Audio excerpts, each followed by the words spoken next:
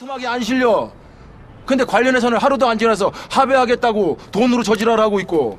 합의는 무슨 합의해? 위로금 위로금. 왜 뛰어내렸는지를 밝혀야 위로를 하건 합의를 하건. 씨. 저기 누워있는 저 양반 조태호 사무실에서 구타당했다고. 아, 왜 남의 관할에 와서 자꾸 소설 쓰는 건데 우리도 조사해서 다 맞춰봤다고. 예? 오히려 추신 때문에 신진문산 법무팀에서 업무방해를 입은 피해 고소하겠다는 거 조태호 실장이 막은 거잖아. 니네 돈 먹었지? 같은 식구라고 보자니까. 죽을라고. 야, 우리가 돈이 없지 가오가 없어? 어? 수갑 차고 다니면서 가오 떨어질 짓 하지 말자. 방금 잠깐 보았던 영화 2015년에 개봉한 베테랑이라는 영화죠. 유승환 감독이 이제 만들고 우리 황정민, 유아인이 주연으로 했던 한국 역사상 가장 많은 사랑을 받았던 범죄 액션 영화 중에 하나입니다. 영화 속의 주인공이었던 이 황정민 씨, 이제 서도철 형사로 연기하셨는데 이 서도철 형사가 영화에서 어떻게 묘사되냐면요. 가진 것 하나도 없고, 그리고 보통 가진 것 없으면 약간 거칠잖아요. 때로는 거칠고 불의한 세상과 끝까지 맞서는 인물로 영화에서 묘사됩니다. 그가 맞서 싸우는 상대가 어떤 상대냐? 여러 논란이 있으신 분이긴 하지만 이 유아인 씨가 연기했죠. 재벌 3세로 이제 묘사되는 조태오라는 이 젊은 나이의 사장이 바로 이 맞서 싸우는 상대라고 해요. 조태호가 젊은 나이에 돈과 권력을 틀어지고 겉으로는 세련되고 착한 척을 하지만 사실 뒤로는 폭행, 마약, 뺑소니까지 저지른 파렴치한 악인이었다. 이렇게 영화에서 그려집니다. 영화의 한 장면에서 서도철 형사는 다른 경찰들과 부딪히는 가운데 방금 우리가 봤던 것처럼 우리가 돈이 없지 가오가 없냐? 그리고 이어서 수갑 차고 다니면서 가오 떨어지는 짓 하지 말라 말합니다. 이 대사가 단순히 경찰들 사이에 이 기싸움이 아니라 사실은 한국 사회 전체를 대변하는 외침처럼 보이기도 하는 것 같아요. 왜 그렇습니까? 가진 것도 빽도 없는 서민들이지만 돈은 없어도 최소한의 정의와 자존심은 지키며 살아야 된다는 이 절규와 같은 말로 들리기 때문이죠. 그래서 이 장면이 극장에서 나올 때 수많은 관객에게 잊혀지지 않은 명장면으로 그려지지 않았나, 명대사로 그려지지 않았는가 생각합니다. 이 시대를 살아가는 우리의 마음을 그대로 대변했던 대사였던 것이죠. 돈 있고 권력 있는 자들이 세상을 치고 흔들고 정의와 상식과 공의는 뒷전으로 밀려나서 세상이 점점 더러워지는 것을 우리가 보고 있습니다. 이때 우리에게 필요한 것이 뭡니까? 오늘 우리가 봤던 이 영화의 대사처럼 가오가 필요합니다. 어떤 가오요? 영적인 가오가 필요하다는 거예요. 영적인 절개가 필요합니다. 사람들 앞에서 허세와 체면치를 하는 게 이 가오가 아니라 하나님 앞에서 무너지지 않은 의의 자존심이 필요하다는 거예요. 불의와 타협하지 않고 세상 권력 앞에서도 굽히지 않는 하나님의 의를 갈망하는 그 고집과 담대함이 바로 우리가 오늘 살펴볼 영적인 가오라는 것입니다. 하나님의 백성다움, 담대함과 품격, 떳떳함과 힘이 필요합니다. 오늘 그러한 인생 우리가 어떻게 살아갈 수 있을까? 오늘 하나님의 말씀을 통해서 함께 은혜 나누기를 소망합니다. 앞서 잠깐 우리가 나눴지만 요즘 세상 돌아가는 꼴을 보면 마음이 어떻습니까? 물론 무감각하게 보시는 분도 계실 수도 있습니다. 그러나 사실 뉴스를 우리가 조금만 보고 나라가 어떻게 돌아가는지, 세계 정세가 어떻게 돌아가는지 얄팍하게 소식 조금만 들어도 답답하고 가슴이 쪼여오는 게 우리의 오늘 살아가는 이 열방의 모습인 것 같아요. 계속 세계 3차 대전이 일어날 징조는 계속 보이고, 우리나라만 봐도 계속 민족이 민족을 대립한다는 그 말씀처럼 계속 우리나라가 찢어지고 나눠지고 분열되는 모습을 보면서 우리 가슴이 답답합니다. 상식과 정의가 사회에서 사라진 모습을 우리가 계속적으로 보고 있고, 이제는 비상식적이고 정의롭지 못한 것을 넘어서 저질스럽고 과격하게 말하면 좀 역겹다 생각할 만한 일들이 계속적으로 벌어지고 있기 때문이죠. 그리고 더 열받는 건 뭡니까? 진짜 저질스러운 사람들이 권력을 잡아서 앞에서는 누구보다 선량하고 고귀한 척하지만 뒤에서는 그들이 제일 타락하고 악한 일들을 벌리는 것을 봤을 때, 그리고 그들이 우리 민초들이 살아가는 삶의 터전을 위협하는 일들을 우리가 볼 때 숨이 막힐 수밖에 없습니다. 뉴스 볼 때마다 그냥 보고 있던 것 이제는 꺼버리고 싶은 것이 우리의 마음이고, 외면하며 세상의 혼란을 회피하고 싶은 마음까지 드는 것이 현실이라는 것이죠. 저도 그래서 어느 순간부터 계속 뉴스를 안 보게 되더라고요. 원래 뉴스 보는 게 취미여가지고 제 그 핸드폰 앱이 이제 뉴스 앱이 원래 따로 있었단 말이에요. 좌파 우파 뉴스 다, 심지어 제가 그 아랍권 뉴스까지 봐가지고 알자지라라고 아랍권 뉴스까지 봤는데, 요즘 그냥 돌아가는 꼴 보기가 싫어서 다 삭제해 버렸어요. 아마 여러분도 저랑 똑같을 것 같아요. 우리가 사는 시대는 의가 실종된 시대라는 겁니다. 저는 특별히 이러한 마음이 오늘 본문에서 말하는 의에 줄이고 목마른 자의 마음이라고 확신합니다. 왜 그렇습니까? 당시 이스라엘의 상황을 우리가 매주 지금 보고 있는데 다시 한번 상기해 보자고요. 당시 이스라엘은 로마의 식민지였기 때문에 정치적으로도 경제적으로도 독립을 잃어버렸고 로마의 통치 속에서 억압받고 있던 그런 형국이었어요. 종교 또한 형식만 남아있을 뿐이지 신앙의 생명력을 잃어버린 지 오래였습니다. 바리새인 사두개인과 같은 그런 종교 지도자들은 불의한 사회 현실에 대해서 저항하고 의로운 목소리를 내고 약한 자들을 품어주고 그들을 보호해야 되는데, 그렇지 않고 오히려 권력에 빌붙어 살아가면서 하나님의 말씀을 이용해 자기 권력을 유지하는 데 급급했습니다. 겉으로는 의롭고 누구보다 고귀해 보였지만 예수님은 그들을 회칠한 무덤이라고까지 표현하시면서 가증하고 위선된 사람들이라고 그들을 비판하셨죠. 어찌 보면 참 조심스러운 말이지만 오늘날 한국교회의 모습이 이와 같지 않은가 생각합니다. 여러 불의한 일들이 계속적으로 벌어지고 있습니다. 교회의 목사가 위법적인 종교 탄압으로 구속이 되고, 교회가 압수수색되는 일련의 사태가 벌어짐에도 불구하고 사두개인과 바리새인과 같은 이 종교 지도자들, 이 교회의 리더십들은 권력을 유지하기에 급급하여서 교회를 지키고 말씀의 가치를 수호해야 함에도 불구하고 정치 권력의 눈치를 살피면서 아무 말도 하지 못하는 것이 오늘 작금의 사태 아닙니까?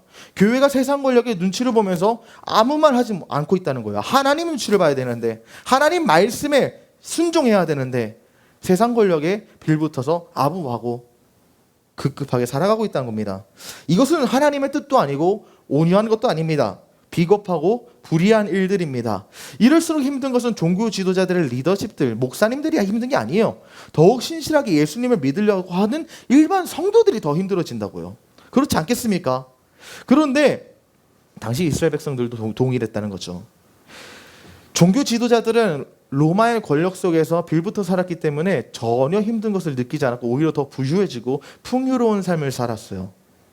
근데 이스라엘 백성들은 어땠습니까? 특별히 하나님 잘 믿으려고 했던 이 산상수훈의 제자들의 삶의 모습은 어땠습니까? 우리가 팔복에서 계속 나누지만 제자들은 가난했다고 했죠. 진실로 하나님의 백성답게 살고자 했던 이 사람들의 인생은 목마를 수밖에 없었다는 거예요. 하나님을 믿으려고 노력하면 노력할수록 나의 삶이 옥죄어 오는데 어떻게 풍족한 마음으로 살아갈 수 있겠냐는 말입니다. 이런 면에서 그들은 애타게 살았다는 거예요. 그래서 여기서 우리가 첫 번째로 살펴볼 오늘 말씀 포인트는 뭡니까? 차가운 나에게 애타는 마음이 필요하다. 이것을 우리가 한번 살펴봐야 돼요.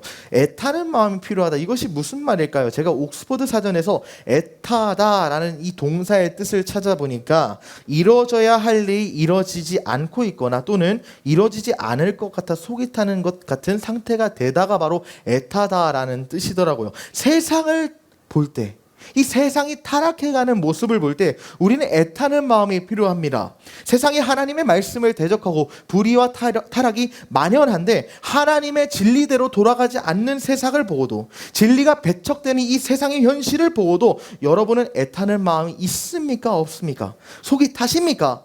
여러분 절대로 잊지 말고 기억하십시오. 세상이 악하게 돌아가는 꼴을 보고도 무감각하여 차가운 것은 결코 진실된 그리스도인의 태도가 아니라는 것을 기억해야 됩니다. 애타는 마음이 필요합니다. 왜 그렇습니까? 시편 119편에 보면 우리에게 이렇게 증거하기 때문이에요.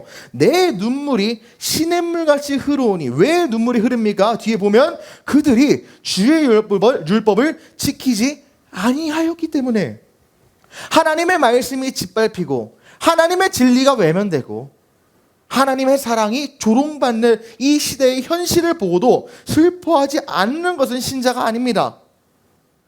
하나님을 믿는 신자라면 당연히 하나님의 말씀의 가치가 짓밟히는 이 시대의 타락을 보면서 가슴 찢고 통회하며 눈물 흘려야 된다는 거예요. 그래서 칼빈도 이 부분을 주석하면서 율법이 무시될 때 슬퍼하는 것은 경건한 자의 의무다 이렇게 말했습니다. 무너져가는 세상을 바라보면서 애타는 마음을 품어야 한다는 거예요. 그러나 우리가 여기서 명확하게 해야 될 사실이 있습니다. 무엇에 대하여 애타는 마음을 품어야 하는가? 이것이 중요해요. 사실 세상 자체를 붙들고 세상 그 자체에 마음이 빼앗겨서 이 세상 어떻게 좀 바꿔보려고 하고 애타는 것과 세상 속에서 이루어져야 할 하나님의 의를 사모하면서 애타는 게 다르다는 걸 여러분 구별하셔야 돼요.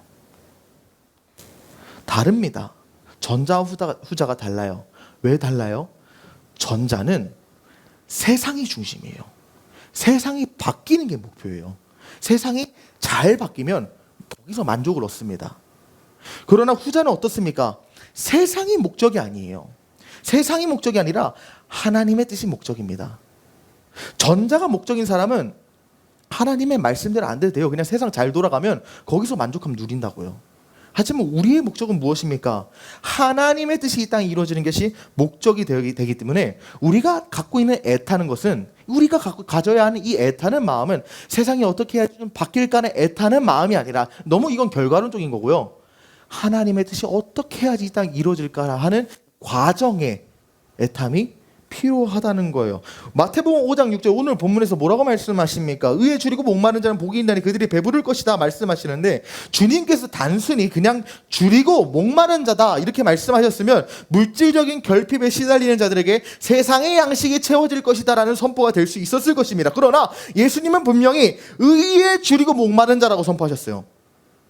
이것은 무엇을 상징합니까? 줄이고 목마른 자에게 주는 이 배부름의 복이 단순히 육신의 결핍을 채워주는 복이 아니라는 것을 상징하는 것이죠. 하나님의 의를 갈망하는 자에게 주어지는 영적인 약속이라는 것을 우리가 여기서 볼 수 있는 거예요. 이 점을 마태복음 6장에서 우리는 더 명확히 확인할 수 있습니다. 6장 31절에서 33절 보면 그러므로 염려하여 이르기를 무엇을 먹을까 무엇을 마실까 무엇을 입을까 하지 말라. 이는 다 이방인들이 구하는 것이라 너희 하늘 아버지께서 이 모든 것이 너희에게 있어야 할 줄을 아시느니라. 그런즉 너희는 먼저 그의 나라와 그의 무엇을 구하라고요? 의를 구하라. 그리하면 이 모든 것이 너희에게 더해질 것이다 주님께서 말씀하시는데 여러분 이 맥락을 잘 이해해야 됩니다. 마태복음 5장과 6장은 예수님이 한 장소에서 하신 설교인데 산상순인데 장만 다를 뿐이에요. 예수님이 같은 설교에서 초반부에는 의를 위하여 줄이고 목마른 자는 복이 있나니 배부를 것이다 말씀하셨는데 설교 후반부에서는 너희가 의를 구해라 하셨다는 거면 문맥상으로 어떤 말씀이 됩니까? 의에 줄이고 목마른 것을 구하라는 말인 거예요. 세상 사람들은 세상 그 자체가 목적된 인생을 살기 때문에 무엇을 먹을까 무엇을 마실까 무엇을 입을까 이런 것과 같이 자기의 생애를 그 염려와 탐욕 속에서 소모합니다. 그러나 우리는 어떻게 살아야 합니까? 이것으로 소모하고 살아야 되겠어요? 정반대 인생이 되어야 된다는 거죠. 먹고 마시고 입는 게 우리 인생의 목적이 되지 않아야 된다는 거예요. 세상은 먹고 마시고 입는 것이 목적이 되기 때문에 우리가 현재 직면한 정치, 경제, 사회, 문화 여러 측면의 이 문제들을 자신의 의식주 안에만 채워지면 문제를 느끼지 않습니다. 그래서 사실 오늘 여러 가지 PC주의 같은 거짓 사상이 몰려오면서 성경에 반하고 윤리에 반하고 우리가 이성적으로 생각하는 이 정의에 반하는 사상이 전 세계적으로 휘몰아침에도 불구하고 사람들이 no problem 하는 이유가 뭡니까? 내가 사는 데 지장 없다는 거예요. 동성애 뭐 지들이 하고 싶어서 하는 거지. 나 안 건들잖아. 나만 잘 살면 되지. 이 태도가 있다는 겁니다. 내 의식주만 채워지면 내가 먹을 거, 내가 마실 거, 내가 입을 것만 충족이 되면 이것이 진리이든 비진리든 상관이 없는 게 세상의 양식이요. 그 양식을 구하는 사람들의 모습입니다. 그러나 우리는 세상에 속한 자가 아닙니다. 하늘에 속한 하나님의 자녀들은 그러한 차원에 머물러서는 안 돼요. 하늘 아버지께서 우리의 필요를 이미 아시고 합당한 때에 채우실 것을 알기 때문에 우리는 더 이상 세상의 것을 연연하지 않습니다. 먹고 마시고 입는 것을 우리가 구하기도 전에 하나님께서 내게 있어야 될 것을 아시기 때문에 이미 예비하고 준비하고 계세요. 우리는 그것으로 우리의 인생이 흔들리지 않습니다. 우리가 정말 구해야 되는 것은 무엇입니까? 하나님 백성에게 가장 구해야 되는 갈망은 하나님의 나라, 하나님의 의가 임하는 꿈. 이것이 우리의 유일한 목적이자 꿈이요 비전이 되어야 된다는 거예요. 이것은 목회자에게 해당되는 말도 아니고 평신도에게만 해당되는 말도 아닙니다. 오래 신앙생활에서 어느 정도 성숙해진 신자에게만 해당되는 말도 아니고 오늘 교회 처음 와서 예수님을 처음 만나 가슴 벅차 있는 새 신자에게 해당되는 말도 아닙니다. 하나님의 나라라는 꿈은 오늘 모든 그리스도인들에게 공통적으로 주어진 부르심이라는 것을 우리가 잊지 말아야 된다는 거예요. 먼저 그의 나라와 그의 의를 구하라. 여기서 이 먼저라는 말을 우리 기억하십시오. 단순히 순서의 먼저가 아닙니다. 인생의 방향과 중심이 되어야 된다는 거예요. 하나님의 나라가, 하나님의 의가 내 인생의 가장 먼저 우선순위가 되어야 된다는 것인데 우리의 삶을 돌아보십시오. 여러분의 우선순위는 지금 하나님의 나라입니까? 아니면 나의 나라입니까? 오늘 하나님께서는 하나님의 나라와 그분의 의가 우리 삶의 우선순위가 되고 그 우선순위가 될 때 우리의 삶을 통해서 이 땅에 그분의 통치를 실현시킨다고 분명히 약속하시는 것이죠. 그런데 이때 벌어지는 한 가지 일이 존재합니다. 이것이 지난주 설교에서 나눴던 얘기의 좀 연장선상인 것 같은데요. 지난주 우리가 설교할 때 무엇을 나눴습니까? 우리가 복음대로 살아가면, 우리가 복음의 일꾼이 되면 세상이 우리를 핍박한다고 했습니다.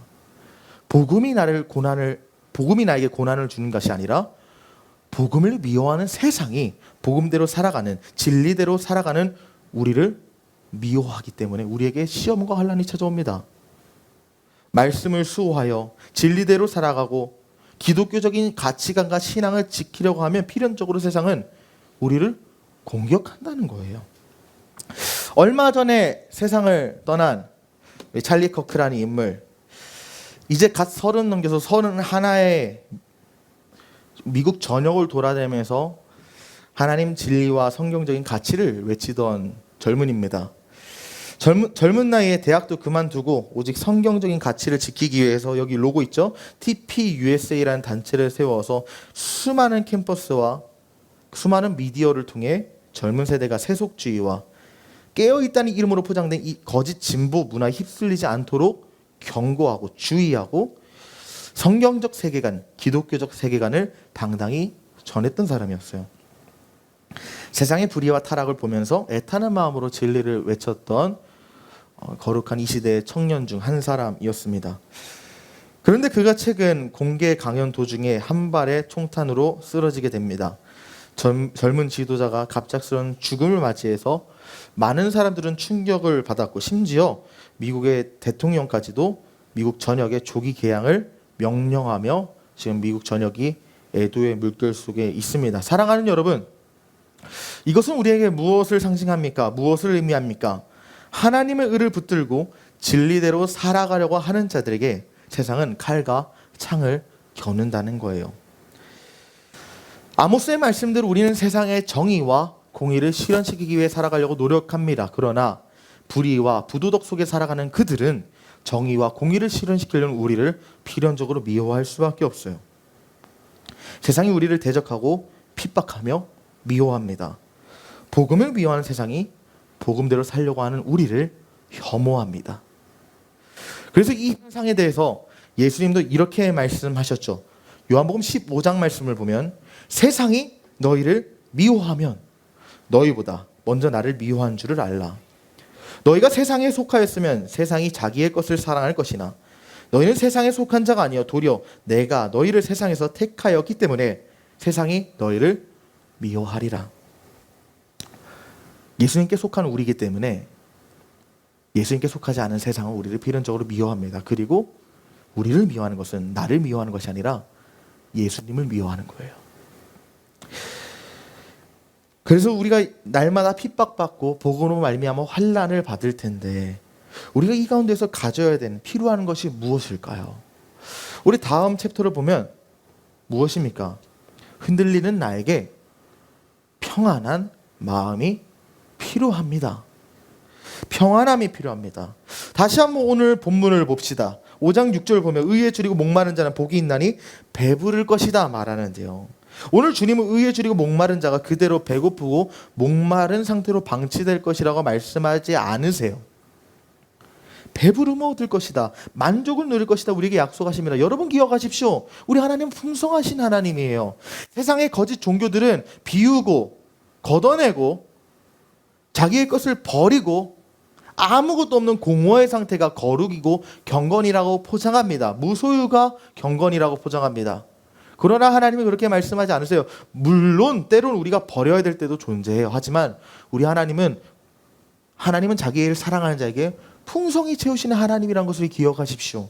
하나님은 우리가 배부른 상태에 있을 때 채우십니다. 우리의 공허한 마음을 그대로 내버려 두시는 분이 아니라는 거예요. 그래서 시편 34편에서도 우리에게 이렇게 약속하지 않습니까? 34편에서 보면 너희는 야훼의 선하심을 맛보아할지어다. 그에게 피하는 자는 복이 있도다. 너희 성도들아 야훼를 경외하라. 그를 경외하는 자에게는 부족함이 없도다. 젊은 사자는 궁핍하여 줄일지라도 야훼를 찾는 자는 모든 것에 부족함이 없다고 말씀하세요. 세상에서 가장 강해 보이고 자립할 수 있어 보이는 젊은 사자도 때로는 굶주립니다. 오늘날로 말하면 세상에서 가장 큰 권위 있는 높은 권세자도 분명히 공허한 타임이 존재해요. 왜요? 세상적인 힘과 능력이 결코 영원히 보장되지 않기 때문입니다. 그러나 하나님을 찾는 자 다릅니다. 풍성하신 하나님께서 나의 공급자가 되신다면 나에게 모든 좋은 것을 주시고 날마다 동행하시고 무엇보다 없어질 세상의 것으로 채우시는 것이 아니라 썩어 없어지지 않을 영원한 하늘나라의 것으로 나를 채우시기 때문에 우리는 세상의 것과 다르다는 거예요. 이것이 우리가 2000년 동안 이어왔던 교회의 역사입니다. 2000년 동안 교회를 핍박하고 교회를 업신이 여겼던 수많은 세상의 권세자들이 있습니다. 그들은 세상에 좋은 것을 얻었을진 몰라도 그들은 분명히 죽었고 그들은 분명히 하나님께 심판을 받았고 그들은 이 세상에 지금 존재하지 않고 기억 속에도 존재하지 않는 자들입니다. 그러나 하나님의 교회는 2000년 동안 수많은 풍파와 환난과 고난이 있음에도 불구하고 오늘 이곳에 의연히 서 있고 주님 오시는 그날까지 영원할 것이며 세상 끝나는 그 영원의 시간에서도 하나님의 교회는 무너지지 않습니다. 여기서 우리의 평안이 샘솟습니다. 눈앞에 보이는 부족함 때문에 낙심할 필요가 없다는 거예요. 세상의 것은 부족할 수 있습니다. 그러나 우리에게 영원한 가치가 있다면, 보이지 않는 세계가 우리의 것이라면 보이는 세계에 결여가 있다고 해서 거기에서 주눅들고 거기에서 우리의 자존심이 굽혀지고 거기서 우리의 자존감이 무너질 필요가 없습니다. 하나님이 나와 함께 하신다면 돈 없어도 됩니다. 하나님 나와 함께 하신다면 환경 부족해도 됩니다. 우리 주님이 함께 하신다면 나는 영원히 배부른 자가 될 수 있다는 거예요. 세상은 끊임없이 우리를 흔들고 공격하나 하나님의 백성에게는 결코 끊어지지 않는 공급의 근원이 있기 때문에 세상이 나를 공격하고 핍박한다 한들 우리가 의에 줄이고 목마르며 하나님을 찾는 삶을 계속한다면 우리의 삶에는 결코 궁핍함이 없습니다. 가난하나 부유한 자가 될 것입니다. 부족하나 풍성한 자가 될 것입니다. 우리 성도의 삶은 현재를 초월하는 하나님의 역사 속에 살아가는 것이기 때문에 이 평안함을 근거로 우리는 세상적 염려에 끌려다니지 않는 인생을 살 수 있다는 거예요. 세상이 우리를 공격한다 하여도 담대하게 복음을 전하고 기도하고 정치와 사회에 참여할 때도 담대하게 하나님 나라의 가치를 전파할 수 있습니다. 나의 직장, 나의 가정, 나의 학교, 나의 일상 모든 영역에서 남 눈치 보지 않고 담대하게 초점을 하나님 나라 실현에 둬야 된다는 거예요. 담대하게 전도하십시오. 담대하게 비진리라고 선포하는 용기를 가지십시오. 담대하게 하나님 말씀을 선포하고 죄와 타락을 대적하십시오. 그것이 우리 인생의 방향이요 목적이 되어야 됩니다. 그때 하나님께서 내 인생에 그제서야 좋은 것을 허락하사 우리 인생이 부족함 없게 하신다는 거예요. 말씀대로 살아가면 가난할 수 있습니다. 말씀대로 가면 환난이 찾아올 수 있습니다. 그러나 여러분에게 세상 그 누구도 빼앗지 않는 영원한 풍성함이 그때 임하게 됩니다. 이것이 우리가 가져야 될 영적인 가호, 영적인 절기 아니겠습니까? 세상이나 조롱한다 해도, 권력이나 압박한다 해도, 내 삶이 흔들리는 현실 속에서도 끝까지 하나님 말씀 붙드는 이것이 영적인 각오 아니겠습니까? 담대하게 서십시오. 세상 앞에서 당당히, 하나님 앞에서는 겸손히, 불의 앞에서는 물러서지 않는 태도가 필요합니다. 그러나 이렇게 말하면 이런 생각이 또 듭니다. 아니, 나 같은 사회 진짜 구성원 얼마 되지도 않는 내가 정치 참여한다고 해서 나라 바뀌겠는가? 내가 복음 전한다 한들 몇이나 구원받겠는가? 내가 가정과 직장, 학교, 일상에서 하나님 진리들을 살아간다 노력한다 한들 그 큰 공동체가 뭐가 바뀌겠는가? 이런 생각이 드는 것이 사실이고, 이것이 우리로 하여금 낙심케 하여 아무것도 하지 못하게 만듭니다. 하나님이 나를 통해 역사하신다고 하지만 변화되지 않는 현실 속에서 우리의 마음은 흔들리고 의심하게 됩니다. 이때 우리에게 필요한 것은 무엇입니까? 세 번째로 살펴볼 것은, 낙심하는 나에게는 소망하는 마음이 필요하다는 거예요. 소망이 필요합니다. 그런데 이 소망을 품기 위해서 가장 먼저 해야 되는 것은 무엇입니까? 소망의 근거가 명확해야지 소망을 품을 수 있어요. 의에 줄이고 목마른 자가 배부르다고 하는데 왜 배가 부릅니까? 복이 있기 때문이에요. 의에 줄이고 목마른 자는 복이 있기 때문에 배부름을 얻는 거예요. 이 복이 무엇인가? 이 복된 소망이 무엇인가를 명확하지 않으면 우리의 애타는 마음은 애타는 마음으로 끝날 수밖에 없습니다. 우리의 평안하고 담대한 마음은 흔들릴 수밖에 없습니다. 우리의 유일한 소망의 근거가 누구신지, 그 소망의 근거가 무엇인지를 명확하게 하지 않으면 우리의 의에 줄이고 목마른 마음을 그냥 줄이고 목마른 것을 끝나지 결코 배부름으로 종결되지 않습니다. 우리의 굶주림을 배부름으로 바꾸시는 복이 누구십니까? 예수 그리스도예요. 예수 그리스도. 왜 예수 그리스도가 나의 복이 되시는가? 의에 줄이고 목마른 자가 세상을 향해 애타게 통곡할 때 하나님은 배부른 복, 영적인 평안을 허락하시는데, 이것을 예수님 통해 허락하신다는 것을 우리가 한번 살펴봐야 돼요. 왜 예수님 통해 허락하시는가? 우리가 볼 것은, 지금도 예수님께서 이 땅을 다스리고 계신다는 확신이 세상 항복판에서 낙심한 내 마음을 붙들고 소망으로 이끌기 때문에 예수님이 나의 소망이요 복이 되십니다. 마태복음 28장 18절을 보면 예수께서 나와 말씀하 이르시되 하늘과 땅의 모든 권세를 주셨다고 말해요. 예수님이 하늘과 땅의 모든 권세를 받으셨어요. 세상을 바라보면 목마르고 굶주릴 수밖에 없습니다. 불의와 타랑, 조롱과 핍박 속에서 우리의 마음은 늘 결과 상처를 입을 수밖에 없지만, 하나님이 되신 예수님께서 이 땅의 모든 것을 좌지우지하시는 권세자가 되시고 통치자가 되시고 만유의 주가 되신다는 그 사실이 있다면, 우리는 결코 세상에 몇몇 졸개들과 같은 거짓 권세자들의 핍박과 탄압이 두렵지가 않아요. 그들 이면에 계신 진짜 권세자를 우리는 알기 때문에, 우리는 주님을 알면 결코 이 세상의 굶주림 속에서 굶주림으로 끝나지 않는 것입니다. 이것을 더 명확하게 요한복음 6장에서는 이렇게 예수님께서 말씀하십니다. 예수께서 이르시되 나는 생명의 떡이니 내게 오는 자는 결코 줄이지 아니할 터요 나를 믿는 자는 영원히 목마르지 아니하리라. 예수님이 나의 생명의 떡이 되시고 예수님이 나의 생명수가 되신다면 오늘 내가 세상에서 얻은 결핍이 채워집니다. 오늘 세상으로부터 받은 내 핍박과 모욕과 불의로 인한 상처와 아픔이 주님께서 친히 해결하시게 된다는 거예요. 세상에 받았던 나의 불의를 주님께서 채우시고, 세상에서 받았던 나의 핍박을 주님께서 위로하시고, 세상에서 받았던 나의 모든 외로움들을 주님께서 동행하시며 품으시고 안으시고 함께 하신다는 겁니다. 나의 배고픔을 생명의 떡이고 생명의 물이 되신 주님이 채우신다는 거예요. 시편 42편에서 뭐라고 말씀하십니까? 내 뼈를 찌르는 칼같이 내 대적이 나를 비방하여 늘 내게 말하기를 네 하나님 어딨냐? 세상은 우리에게 늘 말합니다. 네 하나님 말씀 믿고 하나님 말씀대로 살아간다고 늘 주장하고, 복음대로 살아간다고 말하고, 하나님 말씀대로 살아간다고 말하고, 복음을 계속 주장하지만, 기독교적인 가치관을 주장하지만 네 하나님 있으면 나와보라고 해. 세상 돌아오는 꼴 봐. 네 하나님 살아있는 거야. 조롱합니다. 그때 우리가 품어야 되는 태도가 뭐예요? 11절 내 영혼아 어찌하여 낙심하여 어찌하여 내 속에서 불안해하는가? 너는 하나님께 소망을 두라. 그가 나타나 도우심을 말미암아 내 하나님을 여전히 찬송하리로다. 세상을 바꾸는 것이 나라면 변하지 않는 세상을 보고 지칠 수 있습니다. 세상의 문제를 해결하는 주체가 나라면 여전히 더럽고 추악하며 하나님을 찾지도 않는 이 세상을 포기하고 싶습니다. 그러나 죄인을 부르러 이 땅에 오시고 이 죄인들을 절대 포기하지 않는 예수 그리스도가 우리의 정치와 경제와 사회와 문화 전반을 다스리시고 나의 삶을 붙드시며 지금 내가 전도한 이 영혼까지 책임지신다는 강한 확신이 있다면 나의 의심은 담대함으로 바뀔 수밖에 없습니다. 내가 바꾸는 것이 아니라 예수님이 바꾸시고 나는 쓰임받는 도구일 뿐이라는 정확한 인식이 있다면 세상에서 오는 나의 낙심은 감격으로 바뀔 수밖에 없어요.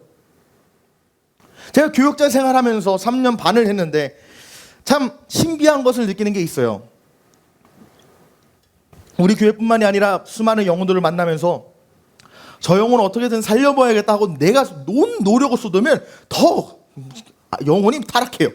영혼이 더 하나님을 떠나요. 근데 내가 모든 것을 내려놓고 하나님께 하신다는 것을 인정하고 주님께 포기하며 내려놓을 때 그제서야 하나님께서 일하시더라고요. 하나님이 일하시는데 우리는 도구일 뿐이라는 사실을 명심하십시오. 그러므로 우리의 소망은 어디 있습니까? 내가 무엇을 이뤘는가가 우리의 소망이 아니에요. 우리의 소망은 이미 소망을 이루신 주님께 있다는 것을 기억해야 합니다. 예수 그리스도 안에서 우리는 다시 일어서고 예수 그리스도 안에서 우리는 다시 만족을 누리며 끝까지 하나님 나라를 갈망할 수 있는 힘을 얻게 된다는 거예요. 왜요? 절망의 세상을 바꾸시는 분은 하나님이기 때문에, 예수님이기 때문에 내가 지금 실패했을지언정 주님이 이 실패까지 사용하셔서 복으로 바꾸신다는 이 확신이 나를 일어서게 만든다는 겁니다. 그래서 이사야 선지자가 예수님에 대해 예언하면서 이렇게 선포하지 않습니까? 이사야를 보면 시온은 정의로 구속함을 받고 그 돌아온 자들은 공의로 구속함을 받으리라. 생명의 떡이신 예수님, 생명수가 되시는 예수님을 받아 먹고 마시는 인생에게는 성과도 주님의 것이요 공로도 주님의 것입니다. 우리에게 맡겨진 임무는, 우리의 사명은 주님께 돌아가는 것. 거친 세상에서 우리 주님의 말씀 붙잡고 그 말씀을 살아내기 위해 버티는 게 우리의 책무예요. 이 땅에 여러 가지 일들을 이루는 것이 우리의 사명이 아니라 그 일이 이루어질 때까지 자리를 지켜내는 것이 우리의 사명이라는 거예요. 여러분 명심하십시오. 여러분이 정치 참여를 하든지 전도를 하든지 여러 가지 수많은 방식으로 의에 줄이고 목마른 것을 해소하기 위해, 세상을 바꾸기 위해, 하나님의 뜻을 이 땅에 실현시키기 위해 여러 가지 일을 할 수 있습니다. 하지만 내 노력과 내 투자에 비해서 결실을 맺어지지 않는 현실을 볼 때 우리는 낙담할 수밖에 없지만 그 가운데서 우리가 낙담하지 않는 것, 그 비법은 무엇이냐? 하나님께서 하시는 것이다. 내가 하는 것이 아니다. 나는 이곳에서 버티기만 하면 하나님이 하신다는 것을 정확하게 인식하게 될 때 우리는 열매가 당장 맺혀지지 않아도 믿음으로 버틸 수 있다는 거예요. 우리에게 요구되는 것은 열매 맺을 때까지 열매 맺게 될 것을 기대하고 꿈꾸며 그 자리를 지켜내는 것이지 열매 맺도록 자라나게 키우는 게 아니라는 거예요. 그래서 고린도전서에서도 뭐라고 말합니까? 나는 씨를 뿌리고 아볼로는 물을 주었을 때 자라나게 하시는 이는 누구다? 하나님이다. 우리는 그 밭을 지키기만 하면 됩니다. 원수가 와서 그 씨앗을 쪼아먹지 못하게 밭을 지키는 역할만 하면 되지, 우리가 지키기만 하면 하나님은 열매 맺게 하신다는 거예요. 오카는 목사님, 제가 제일 존경하는 목사님인데 이에 대해서 이렇게 말씀하십니다. 하나님의 판단 기준은 성공을 했는가, 어느 정도 성취했는가가 아니다. 세상을 살면서 마음에 어떤 꿈을 가지고 있었는가이다.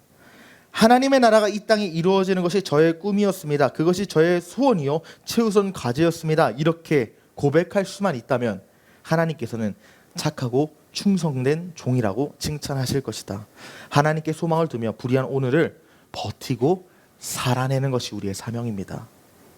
여러분이 회피하지 않고 맡겨진 사명의 자리에 존재하기만 하면 그것이 여러분의 사명 완수라는 거예요.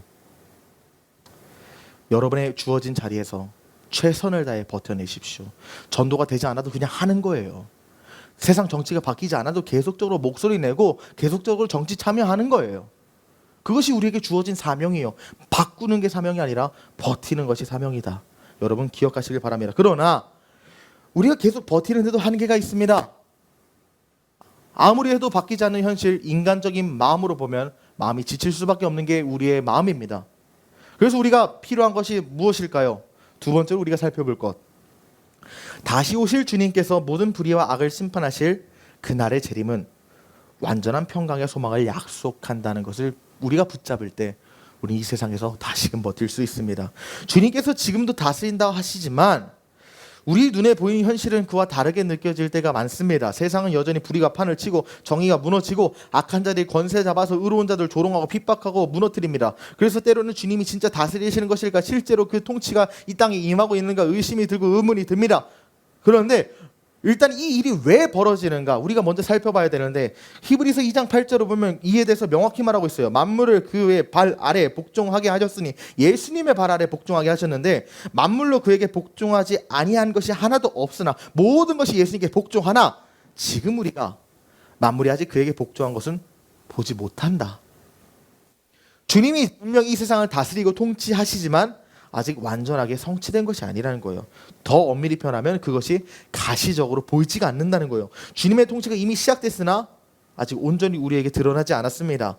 우리는 주님의 통치의 시작과 완성 그 사이에 존재하는 시대에 있기 때문에 때로는 모순된 현실을 경험하면서 마음이 흔들리는 게 사실이라는 것이죠. 그래서 우리가 소망의 마음을 붙잡아야 된다는 거예요. 어떤 소망이요? 고린도전서 15장 보면 그 후에는 마지막이니 그가 모든 통치와 모든 권세와 능력을 멸하시고 나라를 아버지 하나님께 바칠 때라. 그가 모든 원수를 그 발 아래 둘 때까지 반드시 왕노릇 하시리니 맨 나중에 멸망받을 원수는 사망이다. 이 땅에 다시 오셔서 모든 원수 마귀 모든 세상의 권세자들을 다 멸하시고 불의와 죄악을 심판하시고 정의와 공의 평화로 이 땅을 통치하실 영원히 다스리시는 주님에 대한 소망이 필요하다는 거예요. 이것이 우리가 궁극적으로 가져야 되는 최종적인 애탐이요, 이것이 우리가 경험해야 할 가장 큰 배부름입니다. 이사야 9장에서 그래서 예수님에 대해 이렇게 예언하지 않습니까? 그 정사와 평강에 더함이 무궁하며 다윗의 보좌와 그의 나라의 군림하여 그 나라를 굳게 세우고 지금 이후로 영원히 정의와 공의로 그것을 보존하실 것이라. 만군의 야훼의 열심히 이루시리라. 아멘. 하나님의 열심히 이 땅을 보존하시고 하나님의 열심히 이 땅을 회복하실 것인데, 그 기점이 언제라고요? 주님이 재림하셔서 영원한 다윗의 왕자를 세우실 때 정의와 공의로 이 땅이 통치된다. 그러나 요즘 청년 세대를 보면, 한국교회 전체를 보면 재림 소망이 사라진 것이 현실입니다. 물론 앞서 말했던 정치를 바꾸고 전도하며 세상을 변화시키려고 하는 이 현세적인 수고 우리가 잊어서는 안 되고 멈춰서는 안 됩니다. 하나님의 나라의 가치에 우리가 그것을 순종하여 불의에 맞서고 진리를 선포하며 약자를 돌보고 복음을 전하는 일들은 성도의 분명한 책임이기 때문에 없어서는 안 돼요. 그러나 동시에 분명히 기억해야 되는 것은 무엇이냐?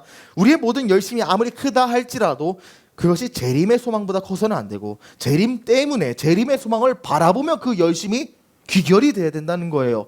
오늘날 그러나 한국교회를 보면 이 균형이 안타깝게도 무너져 있습니다. 지나치게 현세적인 것에 매여 버린 나머지 재림의 소망이 점점 희미해졌습니다. 교회가 세속화되면서 세상에서의 성공과 부유와 인정받는 것이 때로는 신앙의 열매인 것처럼 착각하게 만들고 성도들에게 그렇게 가르치고요. 그 결과 성도들의 마음속에서 주님 다시 오실 날이라는 이 갈망은 사라지고 당장 이 문제를 어떻게 하나님께서 해결하실 것인가에 대한 현세적인 신앙에만 포커스가 맞춰져 있어요.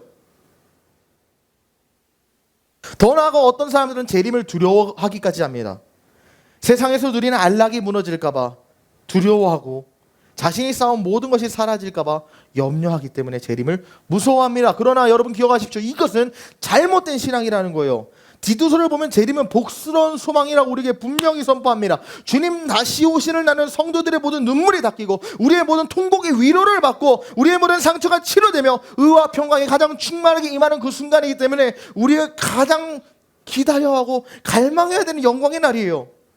그러나 어느 순간부터 우리가 재림의 갈망이 사라진 것은 우리 스스로를 돌아보십시오. 세상을 향한 집착이 커지지 않았습니까? 예수 그리스도의 오심에 대한 갈망이 회복돼야 됩니다. 그러므로 사랑하는 청년 여러분, 오늘의 충성과 내일의 기대 사이에 균형을 잃지 마십시오. 오늘 충성할 것을 등한시하지도 말고 내일 주님 오시는 것을 기대하는 소망조차도 등한시하지 마십시오. 세상 속에서 충실하게 살아내되 우리의 궁극적인 소망을 다시 오실 예수 그리스도께 두십시오. 그때 우리는 애타는 세상 속에서 하나님의 나라를 바라보며 평안하고도 담대한 삶을 살 수 있습니다. 이러한 삶을 살아가는 재림의 소망을 갈망하고 지금 통치하시는 주님을 소망하며 이 땅에 하나님의 나라가 이루어질 때까지 애타는 마음으로 힘써 사시는 저와 여러분 되시기를 주의 이름으로 간절히 축복하고 소망합니다. 말씀을 맺습니다. 오늘 우리는 의에 줄이고 목마른 자는 복이 있나니 그들이 배부름을 얻을 것이다 라는 주님의 말씀을 붙잡고 함께 은혜를 나눴습니다. 세상이 불의로 가득하고 권력 있는 자들이 세상을 쥐고 흔들며 정의와 상식은 사라진 시대 속에 우리가 서 있습니다. 그럴 때 우리에게 필요한 것은 단순히 인간적인 체면이 아니라 영적인 가호가 필요합니다. 하나님 앞에서 무너지지 않는 의의 자존심이 필요합니다. 이를 위해서는 첫째, 차가운 나에게 애타는 마음이 필요합니다. 세상의 타락과 불의 앞에서 무감각하지 않고 하나님의 의가 무너지는 현실을 보고 애통하며 눈물 흘리는 마음이 필요합니다. 둘째로 흔들리는 나에게 평안한 마음이 필요합니다. 의에 줄이고 목마른 자를 하나님께서 결코 방치하지 않으시고 반드시 채우시며 배부르게 하신다는 약속을 믿는 평안함이 필요합니다. 셋째, 낙심하는 나에게 소망하는 마음이 필요합니다. 평안함이 필요하지만 이 평안함은 흔들립니다. 이 평안함을 굳건히 붙잡는 것이, 이 낙심 가운데 굳게 붙잡는 것이 바로 소망이기 때문에 소망이 필요합니다. 지금 다스리시고 장차 영원히 통치하실 예수님을 바라보면서 재림의 소망을 붙들고 지금 역사하시는 우리 주님께 우리의 믿음을 돌릴 때 우리는 다시 일어서고 끝까지 믿음을 지킬 수 있는 힘을 얻게 됩니다. 그러므로 사랑하는 여러분, 우리에게 요구되는 것은 명확합니다. 세상 앞에서 당당하게 서십시오. 하나님 앞에는 겸손하게 서십시오. 불의 앞에서는 절대로 물러서지 말고 포기하지 마십시오. 우리에게 영적인 절개가 필요합니다. 영적인 가호가 필요합니다. 영적인 떳떳함이 필요합니다. 사람들 앞에서 허세가 필요한 것이 아니라 하나님 앞에서 의를 끝까지 붙드는 거룩한 고집이 필요합니다. 끝까지 버티며 하나님의 나라를 기다리는 믿음의 담대함이 필요합니다. 오늘 충성하며 최선을 다해 살아감과 동시에 내일 다시 오실 주님을 소망하는 그 균형 속에 살 때 주님께서 우리에게 부족함이 없는 삶을 허락하시고 결국 우리가 마지막 날에 주님께 돌아가는 그날 착하고 충성된 종이라 평가받는 거룩한 칭찬을 들을 줄 믿습니다. 그러므로 타락하고 무너진 이 세대 속에서 하나님의 선하시고 온전하신 뜻이 무엇인지 분별하여 그 뜻대로 살아가며 그 뜻이 이루어지지 않는 현실을 바라보며 애타는 마음으로 살아가는 그 애타는 가운데 이 세상에 하나님의 놀라운 역사를 흘려보내는 영적인 가호를 품고 끝까지 달려가는 인생 되시기를 우리 주 예수 그리스도의 이름으로 간절히 축복합니다.